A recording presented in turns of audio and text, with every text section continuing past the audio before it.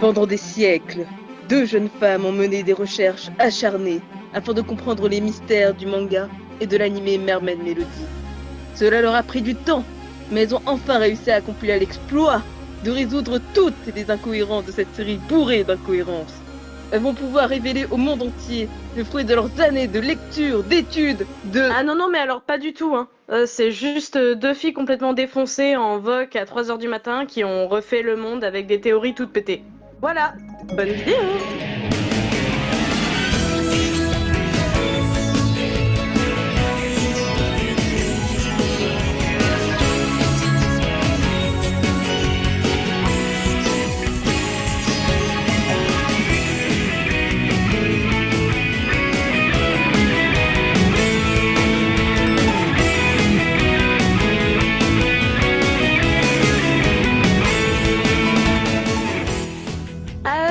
Alors, comme vous l'aurez compris à l'aide de cette intro magnifique, nous allons aujourd'hui aborder un thème crucial dans Pitchy Pitchy Pitch. La théorie de la perle. Comme vous le savez, c'est un sujet épineux au sein du fandom de Pitchy Pitchy Pitch, et ce depuis des années, si ce n'est depuis sa création. Pourquoi existe-t-elle ? Où s'arrête leur pouvoir ? Et bien d'autres questions auxquelles on n'a malheureusement pas tellement de réponses. Nous allons vous proposer une vidéo aujourd'hui pour tenter de répondre à ces questions par une petite théorie. Et on va commencer très simplement avec les faits. Qu'est-ce qu'on sait concrètement sur les perles des princesses sirènes ? Alors pour commencer, elles ont été créées à partir de la déesse Aqua. Jusque-là, tout le monde me suit et c'est assez logique. Les princesses sont logiquement les seules sirènes à posséder des perles, c'est en tout cas ce qui semble le plus logique, puisqu'elles sont censées être les gardiennes, et que c'est avec ça qu'elles gèrent leur royaume et qu'elles apportent la paix dans les océans. Ce qu'on sait en lien avec ça, c'est qu'une princesse naît à partir des pouvoirs de sa perle. On peut prendre pour exemple la saison pure, où on assiste très clairement à la naissance de Serra. C'est la seule véritable source de pouvoir des princesses sirènes, puisque c'est ce qui leur permet de chanter et au passage de se transformer, puisque rappelons-le, Lucie, sans sa perle, ne pouvait même pas se transformer en idole, et ceci dit, elle ne pouvait pas vraiment chanter non plus. On découvre aussi au fur et à mesure de la série que les perles sont un moyen de communication entre les princesses sirènes. Par exemple, quand Lucie, Anon ou Rina est seule et se retrouve en danger, les deux autres vont réagir avec le collier qui va se mettre à briller. Et c'est comme ça qu'elles vont pouvoir venir s'entraider mutuellement. On peut aussi supposer que les princesses sirènes peuvent s'entendre les unes entre les autres quand elles possèdent leurs perles sur elles et qu'elles ont besoin d'aide. On peut prendre pour exemple l'épisode 15 de la saison pure, quand Lucie se retrouve enfermée face à Michel et qu'elle se met à chanter. Alors que Noël et Coco sont dans leur royaume respectif, elles l'entendent et se mettent à chanter avec elle. Il y a aussi cette fameuse cérémonie de passage à l'âge adulte qu'on connaît bien, qui ne peut s'effectuer sans la fameuse perle de la princesse. Et là on peut clairement prendre l'exemple de la cérémonie de Lucie. Et enfin, dernier point, on sait que dans le manga papier, une sirène ne peut pas se transformer, même au contact de l'eau, si elle n'a pas sa perle sur elle. Et ça, c'est vraiment le plus gros mystère pour tout le monde. Bon, maintenant qu'on sait tout ça, on est quand même en droit de se demander certaines choses, comme par exemple, pourquoi les perles existent ? Bon, en soi, on pourrait se dire que c'est pour ramener l'équilibre et la paix au sein des océans, ok.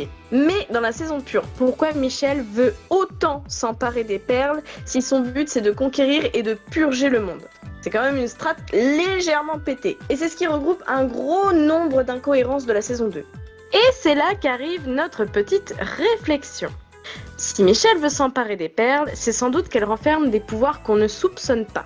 C'est-à-dire vraiment des pouvoirs de trucs de dingue, quoi. Trucs de fou. Et si la perle d'une princesse représentait en quelque sorte son âme ? Tintintin.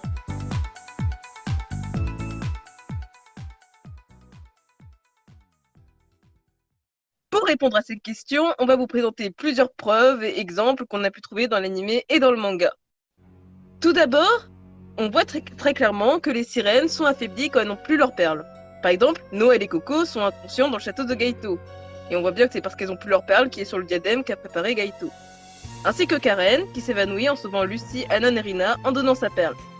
Si la perle est si nécessaire pour la naissance d'une princesse, c'est parce qu'elle peut représenter l'âme, et le coquillage, dans lequel elle naît, pourrait représenter en quelque sorte le corps. Par ailleurs, quand Seira se fait dévorer par Michel, les sirènes réunissent les particules de son âme qui se matérialisent sous forme de petites sphères oranges qui reconstituent ainsi sa perle. Si la perle représente l'âme et que son pouvoir a pour but de répandre la paix, on peut donc dire qu'elle est aussi symbole de pureté, ce qui signifie que les princesses sirènes ont une âme pure, et que c'est pour cette raison que lorsque Sarah abandonne son âme, elle perd ainsi cette innocence, ce qui fait qu'elle devient sombre. Mais comment Lucie a fait pour vivre au pépère 7 ans, comme ça tranquille, sans sa perle? On peut partir ainsi d'une théorie qui serait celle de la cérémonie du passage à l'âge adulte. Vous savez, cette fameuse cérémonie très symbolique, où il est dit que les princesses deviennent ainsi plus matures, plus réfléchies, comme l'a décrit Anon. Est-ce que ce serait seulement un symbole de la puberté? Ou est-ce que ce serait plutôt quelque chose d'un peu plus important? Mystère, mystère et boule de gomme. Le lien entre la perle et la princesse, donc entre le corps et l'âme de la sirène, se ferait pendant cette cérémonie. C'est pourquoi cette cérémonie semblerait si importante chez les sirènes.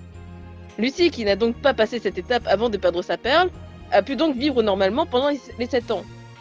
Seul le problème, c'est qu'elle chantait faux, mais ça vous avez pu le voir dans l'épisode 1, n'est-ce pas? Du coup, tout ça résoudrait le fameux problème de la règle dans le manga papier, à savoir que pour se transformer en sirène, il faut avoir sa perle. Si la perle représente l'âme de la sirène, il est logique qu'elle ne puisse pas prendre sa vraie forme sans sa perle.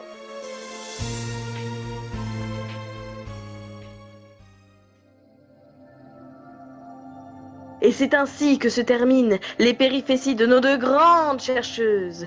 Vous connaissez à présent la vérité sur le mythe de la logique des perles des princesses sirènes de Pichi Pichi Pitch. Ouais, non, par contre, arrête, hein. C'est rien du tout, ça. C'est pas comme si on avait découvert, je sais pas, un tombeau. Non, mais pourquoi vous l'écoutez aussi, là? Faut pas le prendre au sérieux, hein. Il est stupidos, hein. Wow, hé, calme-toi. Je fais ce que tu veux, t'as qu'à pas raconter des bêtises. Mais, c'est pour la vidéo.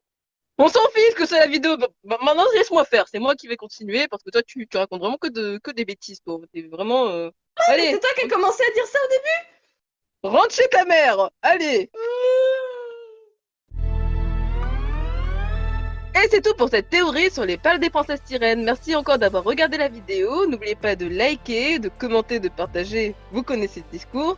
On se retrouve une prochaine fois avec ma très chère Cassas. et Kana. À la prochaine. Tchuss. Salut.